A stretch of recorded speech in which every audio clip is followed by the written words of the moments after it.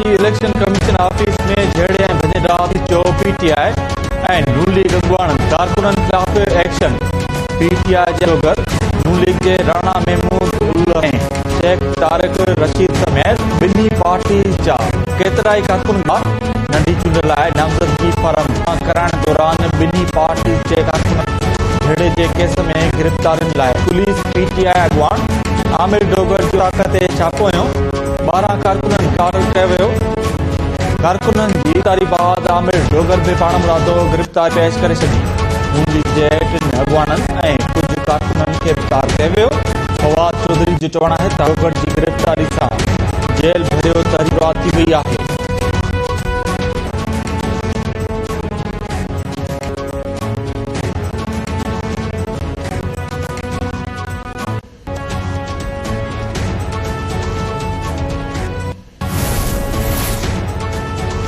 नेब कानून में तरमीम सां वज़ीर आज़म शहबाज शरीफ ऐं अॻूणे सदर आसिफ अली ज़रदारी, यूसुफ रज़ा गिलानी, परवेज़ अशरफ, शौकत तरीन समेत केतिरनि सियासतदाननि फ़ाइदो वरितो। फ़हिरिस्त सुप्रीम कोर्ट में पेश। नेब कानून में तरमीम ख़िलाफ़ इमरान ख़ान जी दरख़्वास्त ते ॿुधणी दौरान पेश कयल फ़हिरिस्त में अॻूणे गवर्नर मेहताब खान, सब्तीन खान, अनवर मजीद, शौकत अज़ीज़, असलम रहसाणी, लश्करी रहसाणी, लियाकत जतोई ऐं ॿियनि जे नाला बि शामिल। चीफ जस्टिस रिमार्क ॾिना त पार्लियामेंट अदलिया खे को बि कानून कालादम करार ॾियण लाइ घणा अख़्तियार ॾिना आहिनि। जस्टिस मंसूर अली शाह पुछियो त छा नेब तरमीमूं बुनियादी हक़नि खां सवाइ बाक़ी आइनी शकनि सां टकराव में हुजण ते कालादम थी सघनि थियूं। जस्टिस एजाज़ुल हसन रिमार्क ॾिना त मुमकिन आहे त अदालत उन नतीजे ते पहुचे त नेब तरमीमुनि मां फ़ाइदो उन्हनि खे थियो जेके हुकूमत में आहिनि।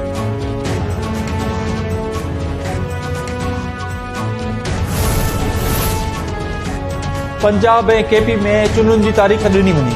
सदर Arif Alvi chief election commissioner खे ख़त लिखी छॾियो। सदर पारां लिखियल ख़त में ॼाणायो वियो आहे त असेंबलियूं टुटण बाद आइन 90 ॾींहनि अंदरि चूंडूं कराइण जो पाबंद बणाए थो। इलेक्शन कमीशन इलेक्शन एक्ट 2017 तहत फौरी तौर नयनि चूंडुनि जो ऐलान करे चूंडुनि जी तारीख़ सां ई सूबाई ऐं आम चूंडुनि बाबति अफ़वाहनि खे ख़तमु करे सघिजे थो। फर्ज़नि जी अदायगी में नाकामी ते इलेक्शन कमीशन खे आइन जी भञकड़ी जो ज़िम्मेवार करार ॾिनो वेंदो।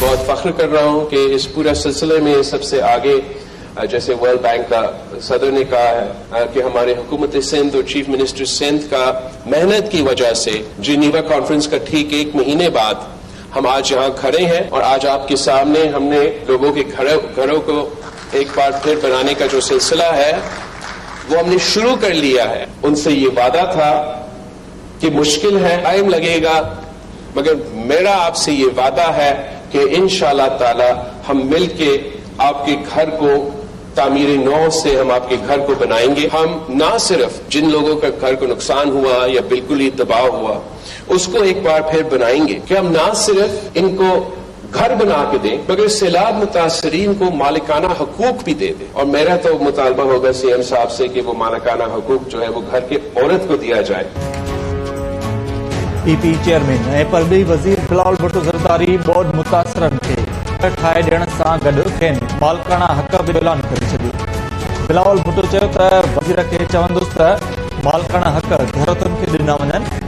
सिंध हुकूमत अमीरनि ऐं ग़रीबनि विच में फ़र्क़ु ख़तमु करणु चाहे। बोर्ड मुतासिरनि जे घरनि जी अॾावत हिकु ॾहाई $5 अरब जी ज़रूरत। कराची में कॉन्फ्रेंस खे ख़िताब कंदे भुट्टो चयो त सिंध हुकूमत ऐं वज़ीर जी महिनत आहे जो जिनीवा कॉन्फ्रेंस 1 महीने बाद हिते बीठल आहिनि। इत्यादी हुकूमत ऐं परॾेही पॉलिसी जी सभ खां वॾी कामयाबी जिनीवा कॉन्फ्रेंस आहे। IMF खे चवां थो त बोर्ड खे मुंहुं ॾींदड़ माण्हुनि खे महांगे न ॿोड़े।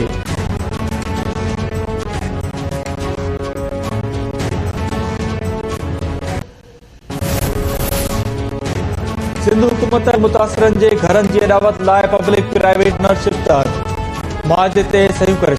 पीपी चेयरमैन बिलावल भुट्टो ज़रदारी ऐं वज़ीर Murad Ali Shah world bank UNDP ऐं ॿियनि एजेंसियुनि जे नुमाइंदनि जी मौजूदगी मुआहदे ते सहियूं कयूं। बिलावल भुटारी बोर्ड मुतासिरनि जे घरनि जी अॾावत लाइ पिणु जारी कया।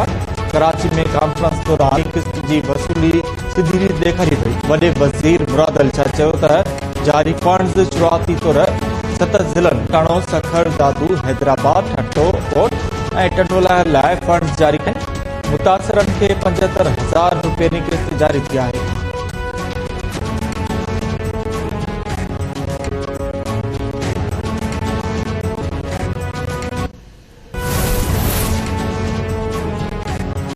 इस्लामाबाद जी अदालत शेख रशीद कॾीअ जे राहदारी रिमांड ते पुलिस हवाले करे छॾियो। सुभाणे मंझंदि जो लाॻाप में पेश करण जो हुकुम। शेख रशीद ॻाल्हाईंदी चयो त खांसि का बि जांच न पई थिए। हू इमरान ख़ान सां गॾु election विढ़ंदो।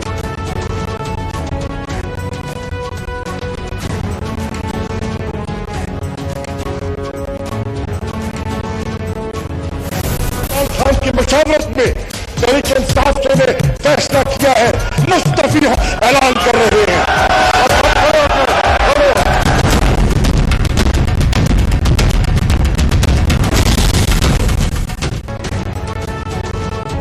Lahore high court Tehreek Insaf जे 43 MNS खे डी नोटिफाई करण वारो इलेक्शन कमीशन जो नोटिफिकेशन मुअतल करे छॾियो।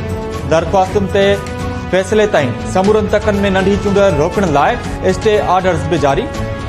अदालत इलेक्शन कमीशन समेत ॿियनि धुरनि खे नोटिस जारी कंदे जवाब तलब करे वरितो। जस्टिस शाहिद करीम PTI जे रियाज़ फतेहाना समेत 43 MNS जी दरख़्वास्त ते ॿुधणी कई। वकील बैरिस्टर अली ज़फर दलील ॾींदे चयो त स्पीकर इस्तीफ़ा मंज़ूर करण खां अॻु इंक्वायरी न कई। मेंबर्स इस्तीफ़ा मंज़ूर करण लाइ स्पीकर वटि पेश न थिया। मेंबर्स खे ॿुधण खां सवाइ स्पीकर इस्तीफ़ा मंज़ूर नथो करे सघे।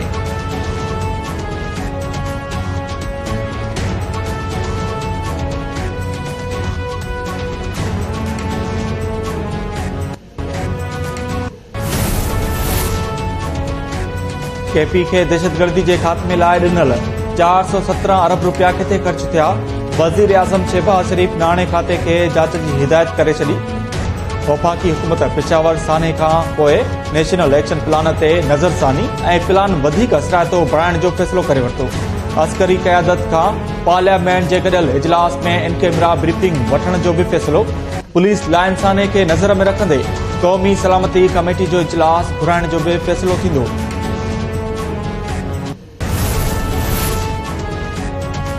पेट्रोलियम चेन जा अघ वधाइण जो को इरादो न आहे। ज़ख़ीरो कंदड़नि ख़िलाफ़ कार्रवाई करे संदन लाइसेंस रद्द कया वेंदा। मुमलकती वज़ीर मुसद्दिक़ मलिक चयो आहे त मुल्क में तेल ऐं गैस जी खोट न आहे।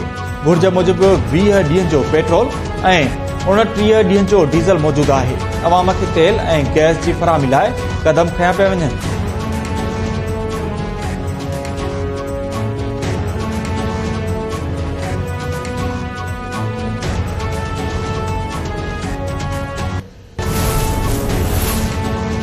सखर वेझो अगवा थी वियल इनकम टैक्स जो असिस्टेंट कमिश्नर बाज़ियाब। पुलिस गुलाम शबीर शेख जी बाज़ियाबी जी तस्दीक़ करे छॾी। गुलाम शबीर शेख खे गुज़िरियल ॾींहुं सखर खां लाड़कानी में अगवा कयो वियो हो। कंधकोट भरिसां अगवा थियल ऑयल टैंकर जो ड्राइवर मोहम्मद अली मंगी ऐं क्लीनर बि बाज़ियाब। पुलिस पारां मुक़ाबले जी दावा।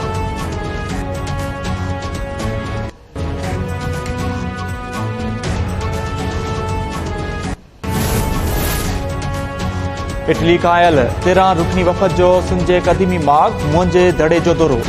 इटली जे परॾेही वफ़द मारिया लोज़ा जे अॻुवाणी में माग जा मुख़्तलिफ़ हंध DK एरिया, HR, स्टूपा, गिरैत, बाथ, म्यूज़ियम ऐं ॿिया आसार घुमी ॾिठा।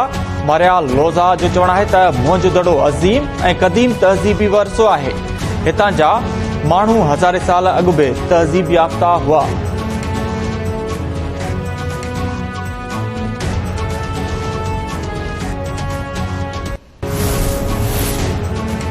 ऐं कराची जी अदालत अदाकारा सुंबुल इक़बाल जा गिरफ़्तारी वारंट्स जारी करे छॾिया। FI अदालत खे ॿुधायो त सुंबुल आफ्ताब, नदीम कयानी ऐं ॿियनि ख़िलाफ़ सोशल मीडिया ते मुहिम हलाइण बाबति शिकायत दाख़िल कराई हुई। केतिराई भेरा चवण बावजूद हू सबूत पेश नथी करे। अदालत FI जो मौक़िफ़ ॿुधण बाद संदसि ज़मानत जोगा वारंट्स जारी कया।